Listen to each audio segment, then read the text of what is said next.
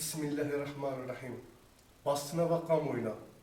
Bakanlar Kurulu tarafından kararlaştırılıp 27.11.2012 tarihinde yürürlüğe konulan Milli Eğitim Bakanlığı'na bağlı okul öğrencilerinin kılık kıyafetlerine dair yönetmelik ile 12 Eylül Cuntası'nın getirdiği başörtüsü yasağını devam ettiren bu zihniyeti protesto ediyoruz. Bu yönetmelik ile AKP iktidarının 10. yılında maalesef başörtüsünü bu yönetmelikle resmen yasaklama şerefine nail olmuştur.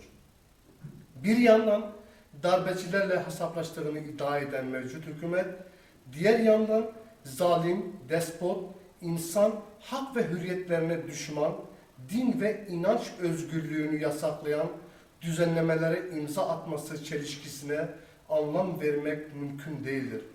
Müttedeyin insanların oylarıyla 10 yılı aşkındır iktidarda olan AKP hükümeti bugüne kadar sürekli inançlı halkın beklentilerini istismar etmiş, bu beklentileri seçimden seçime ertelemek suretiyle adeta inanç sömürüsü yapmıştır.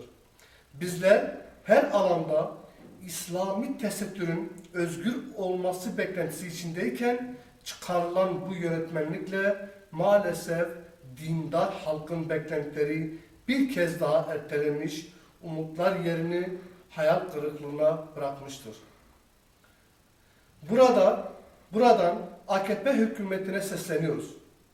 Bu durumda 12 Eylül ve 28 Şubat darbe dönemlerindeki zalimlerden tek farkınız İmam Hatip okullarında ve seçmeli Kur'an-ı Kerim derslerinde getirdiğiniz başörtüsü serbestidir. Eğer buna razı olacağınızı bekliyorsanız yanılıyorsunuz. Zira dinimizin kesin emri olan İslam tesettür, hayatın her alanda serbest oluncaya kadar hukuki yollarla bu mücadeleyi vermekten asla geri kalmayacağımızı bilmenizi istiyoruz.